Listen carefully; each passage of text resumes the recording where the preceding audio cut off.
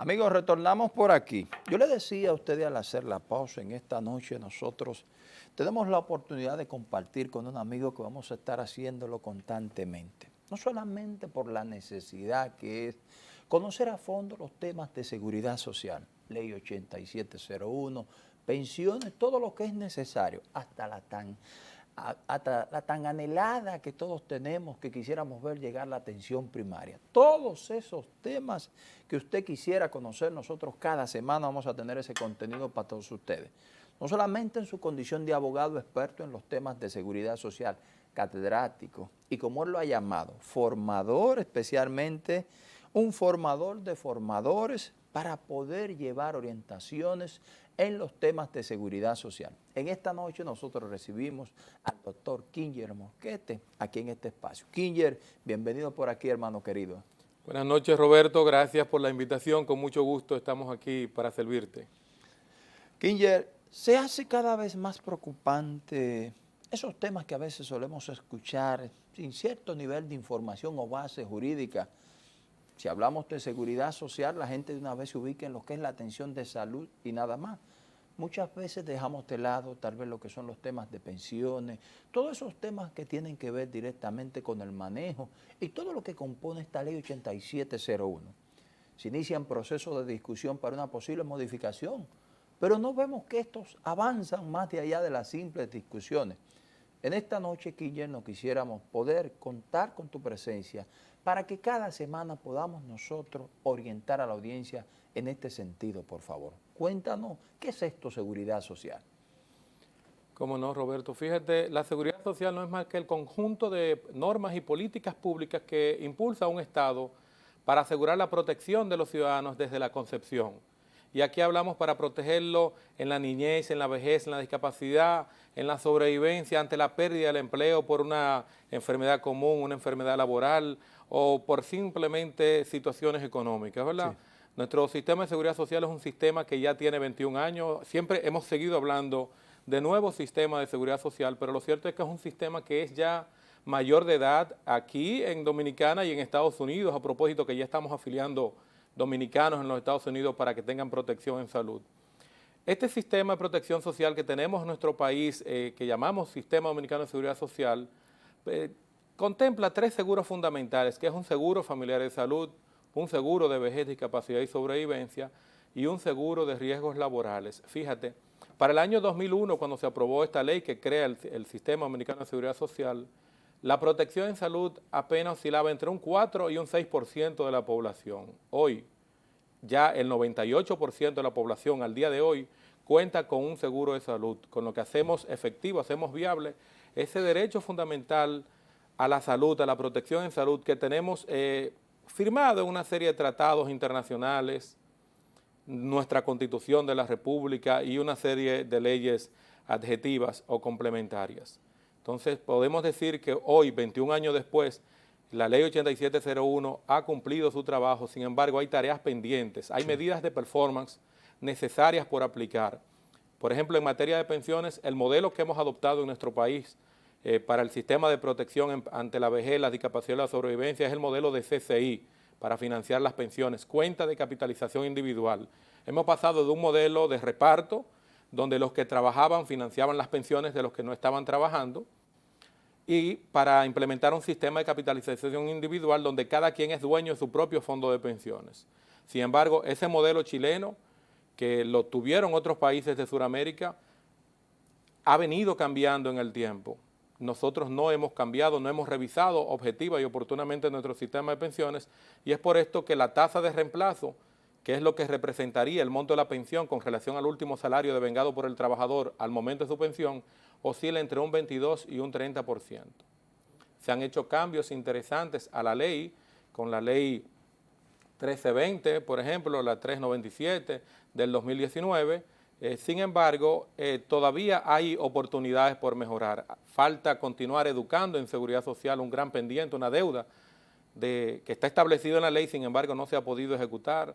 Implementar las prestaciones por desempleo, por ejemplo, la ley 8701 establece un seguro por desempleo y manda al Consejo Nacional de la Seguridad Social para que establezca el reglamento de operación y de financiación. Sin embargo, 21 años después de promulgada la ley, no se ha logrado en el seno del Consejo Nacional de la Seguridad Social el consenso necesario para emitir ese reglamento, con lo que se está afectando a las personas. Fíjate, por ejemplo, en ocasión de la pandemia que llegó a nuestro país en marzo del 2020, si nosotros hubiésemos tenido el seguro por desempleo, por ejemplo, muchas empresas que fueron a la quiebra no hubiesen quebrado y muchos dominicanos que se quedaron sin empleo y tuvieron que hacerse beneficiarios de la beneficencia pública, digamos, a través de los programas fase 1 y fase 2, el Estado no hubiese tenido que hacer ese desembolso porque hubiese habido una bolsa importante de dinero acumulado ahí para financiar esas pérdidas masivas de empleos y que las personas no tengan que estar preocupándose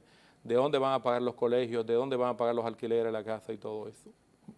Guillermo, ¿qué pudiéramos mejorar en esa ley? ¿Hay oportunidades de mejora en esta pieza? Hay muchas oportunidades de mejora y qué bueno, porque nunca como ahora se ha visto tanto compromiso en los actores políticos, en los principales tomadores de decisiones, en los grupos de intereses que pululan en torno al Consejo Nacional de la Seguridad Social como órgano rector de este sistema país.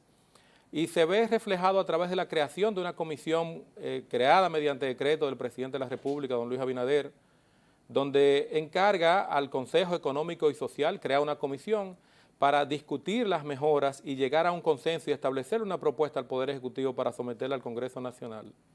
No obstante a eso y en paralelo, el Congreso Nacional, ambas cámaras, el Senado de la República y la Cámara de Diputados, han conformado una comisión mixta bilateral de seguridad social que está trabajando en una propuesta de reforma a la ley que le están haciendo desde un punto de vista integral. Y aquí, que es una comisión en la que hemos estado aportando de alguna manera, hay cosas interesantes porque, por ejemplo, se está creando una Procuraduría General de la Seguridad Social como una Procuraduría General adjunta de la Procuraduría General de la República, donde mediante ese cambio a la ley se estarían tipificando una serie de delitos que hoy día no están tipificados y por ende vemos mucha negación de cobertura por parte de las ARS, vemos cómo intermediarios, los corredores o agentes de seguros cometen delitos al hacer traspasos inapropiados, por ejemplo, vemos cómo los prestadores de servicios de salud, por ejemplo, exigen un depósito que es totalmente ilegal, porque la ley, el reglamento dice lo que debe hacerse. Sin embargo, ante estas prácticas deleznables, odiosas, inhumanas por demás, no hay una ley que de manera específica tipifique eso como un delito. Cuando usted va a una emergencia y para usted hospitalizarlo están pidiendo 50, 100, 200, 500, 600 mil pesos de depósito, dependiendo cuál sea el tipo de emergencia o de situación que le esté provocando el ingreso hospitalario. Imagínese usted, eso, la atención de emergencia en el Seguro Familiar de Salud está garantizada y es gratuita totalmente. Sin embargo, es una realidad que en la mayoría de los centros de salud, dependiendo la gravedad de la emergencia, le van a exigir un depósito extraordinario y la CISARRIL ahí no ha podido hacer nada. La DIDA está llena de expedientes, de quejas de esa naturaleza y emite por años, por décadas, ha estado emitiendo informes al Consejo de la Seguridad Social, a la CISARRIL y no se visualiza una solución. Yo creo que ya establecido por ley, tipificando esas faltas como delitos, estableciendo sanciones, no solamente sanciones civiles, o sea, pago en dinero, multas, sino sanciones penales. O sea, el directivo de una ARS que niegue cobertura deliberadamente como una técnica de negocio, ¿verdad?, de hacer más rentable el negocio, de una administradora, de un prestador de servicios de salud que esté reclamando el pago de un depósito, a pesar de haberse identificado y validado correctamente que es un afiliado activo del Sistema Dominicano de Seguridad Social, debería tener alguna penalidad en los casos en que tenga una consecuencia la negación del servicio, como aquellos, por ejemplo, los secuestros de documentos, le dan de alta, pero como la clínica no tiene un proceso administrativo montado, por ejemplo, fin de semana o en horas de la noche, le dan de alta al paciente, pero tiene que dejar su cédula y su carnet del seguro, pero le dan de alta y se va a la calle con una receta, cómo va a adquirir el medicamento, a que tiene cobertura por medicamento ambulatorio, por la cobertura de medicamento ambulatorio, si no tiene cómo identificarse al momento que se presenta en una farmacia. Esas son cosas, pero el tema de la cobertura por desempleo, por ejemplo, hay vacíos legales, por ejemplo, cuando la gente llega a la edad de pensión, en la actualidad lo que hay es un decreto transitorio que se ha venido renovando anualmente para aquellas personas que ya son pensionadas, para que ellos puedan financiar el seguro de salud, lo que es una distorsión, porque históricamente el seguro se financia con cargo a cotizaciones sociales. Esto es empleador y trabajador. Cuando ya el trabajador está pensionado, no tiene otro ingreso, hay una responsabilidad del Estado que debe apoyarlo en la financiación del costo de la cobertura de esa salud ya que está en situación de retiro. Por lo que es una distorsión y es injusto que usted ya con una pensión que ya sabemos Sí. entre un 22 y un 30% de su último salario cotizado, y encima de eso usted tenga que pagar el costo de la cápita 100% con cargo a su pensión. Entonces, eso serían cosas ahí por mejorar, pero también los servicios sociales de la seguridad social. No te imaginas tú la cantidad de personas que tienen padecimiento de enfermedades de salud mental, por ejemplo, hay un vacío. Guille, ese tema es muy interesante en estos momentos. Te voy a pedir tu anuencia para hacer una pequeña pausa ¿Cómo para no? profundizar en eso, porque sé que eso que tú has dicho identifica a muchos de nuestros televidentes en cuanto al tema de salud mental. ¿Qué te parece? ¿Cómo no? Perfecto, gracias Roberto. Bien, señores, hacemos una pausa, interesante conversación. Tomen lápiz y papel porque hoy se empieza a dar clase en Teledebate de Seguridad Social. Venimos en un minuto. Más contenido de Teledebate. Amigos, retornamos por aquí nuevamente. Quiller, tú dabas una explicación súper interesante, hiciste un desglose de manera muy positiva sobre las posibilidades de mejora de la Ley de Seguridad Social, o Ley 8701. Pero tocaste un punto que en estos momentos resulta neurálgico para todo el país. Hablaste de los temas de salud mental desde lo que es nuestra Ley de Seguridad Social. Me gustaría que, por favor, Quiller, pudiéramos profundizar ese tema ante la situación que sabe todo el pueblo dominicano que se vive en estos momentos con la necesidad de atención a salud mental que vive nuestro país, Quiller. Cuénteme, por favor. Cómo no, fíjate, la seguridad social tiene mucho que ver con la ciencia, con las estadísticas y con los estudios actuariales. Hace poco, la Organización Mundial de la Salud emitió un informe donde señalaba que para el año 2030 las enfermedades, el 20% de la población iba a estar afectado de algún tipo de enfermedad de salud mental. Consecuentemente, nuestro sistema de seguridad social, sabiendo eso y que es una realidad, ya hoy por hoy de por sí, el sistema de protección en salud, el seguro familiar de salud, está siendo deficiente para el cuidado de las personas que están en situación de dependencia en ocasión de una salud mental. Lamentablemente, los 8,000 pesos que tenemos de cobertura ambulatoria resultan insuficientes para cubrir los tratamientos para aquellas personas que se les diagnostica algún tipo de demencia, un Alzheimer, algo como eso, ¿verdad? Pero no solamente para las personas que tienen algún padecimiento de su salud mental, aquellas personas que caen en situación de cuidados paliativos, que tienen un cáncer terminal, una cosa como esa, resulta que es inhumano esa práctica de mandarlo, lo que le llaman aquí popularmente desahuciado, se lo entregan a los familiares, ya no hay nada que hacer, se le acabó el dinero a la seguridad social, se acude allí a Promese, que tiene un programa maravilloso, el programa de alto costo para aquellas personas que se le acabó el dinero, la cobertura del seguro familiar de salud, le ofrecen los medicamentos y una serie de cosas, pero no obstante, cuando ya la ciencia no da más, sí se puede a través de los servicios sociales de la seguridad social a esa persona darle tratamiento para el dolor, para que muera en condiciones de dignidad, pero acompañarlo a ellos en esa última etapa de su vida, a ellos y a sus familiares, la parte sociológica, ¿verdad? La parte humana, esa parte emocional, psicología, porque una persona en cuidados paliativos es una desgracia financiera para cualquier persona, pero también emocional. Incluso hay estudios por ahí en otros países de cómo la ausencia de los cuidados paliativos en la seguridad social impactan en el empleo, en el ausentismo laboral, y eso tiene un impacto económico, financiero para la economía nacional. Ahí hay cosas interesantes, quizás como hay en otros modelos europeos, los centros de acogida, estancias de día, centros de cuidado del adulto mayor internos, ¿verdad? Donde están internos ya esas personas que están en cuidados paliativos, por ejemplo, pero ese acompañamiento también emocional, no solo al paciente, sino a quienes le sobreviven. Y eso es una manera que tiene otras implicaciones, disminuyen los divorcios, disminuyen la pérdida de empleo, el ausentismo laboral y consecuentemente la ausencia de ingreso al hogar, ¿verdad? Entonces, creo que los servicios sociales de la seguridad social, en lo que tiene que ver con el cuidado de la salud mental, los cuidados paliativos, los centros de días para los adultos mayores, Eso es algo que debemos reforzar.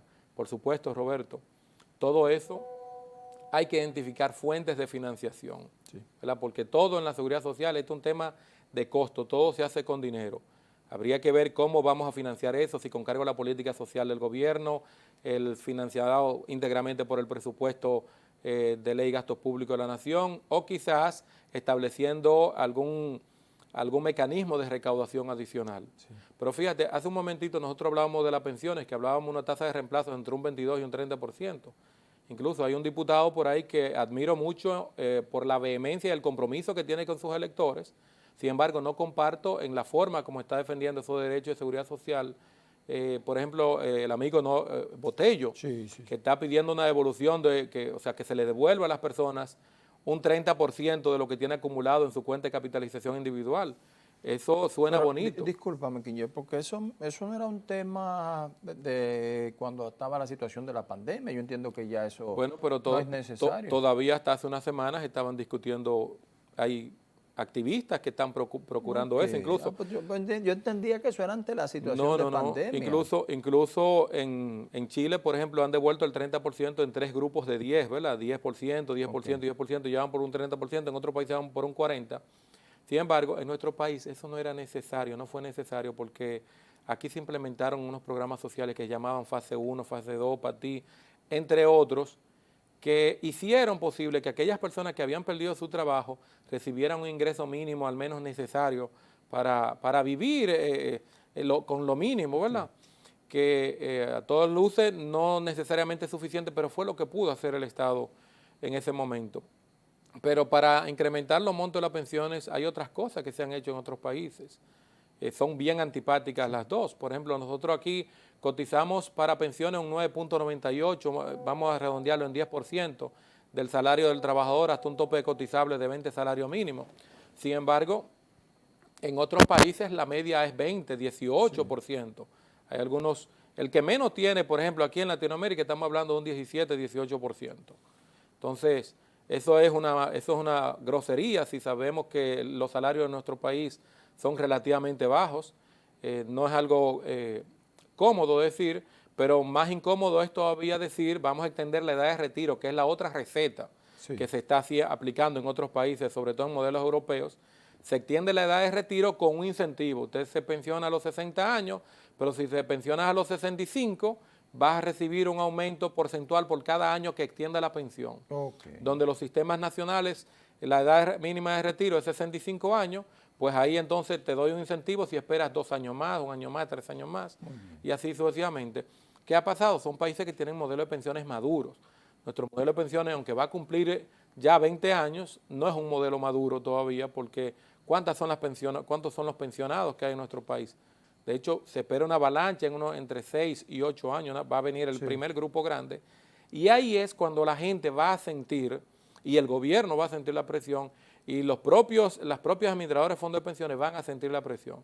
Por eso es bueno que desde ya empecemos a buscar soluciones a eso para evitar que lo que puede ser un problema se convierta en una crisis, si lo actuamos oportunamente. Y de ahí es que te resalto lo bueno de que se ve el compromiso del Poder Ejecutivo en la persona del presidente con la creación de esa comisión y encargando al Consejo Económico y Social, que es un órgano de consenso de políticas públicas, pero que también de forma paralela el Congreso Nacional, que curiosamente no estuvo en esa comisión designada por el presidente, como primer poder del Estado, creó una comisión multilateral y están trabajando. Ahí lo interesante es que esos dos equipos puedan unirse para que ganemos tiempo y luego no hayan los desacuerdos y pasen 2 años, se va el gobierno, viene el otro gobierno, la reelección, lo que sea, y pasamos 4, 6, 8 años y nos mantenemos empantanados. Eso sería interesante, que se logre ese acuerdo institucional para que podamos cambiar efectivamente este sistema de seguridad social.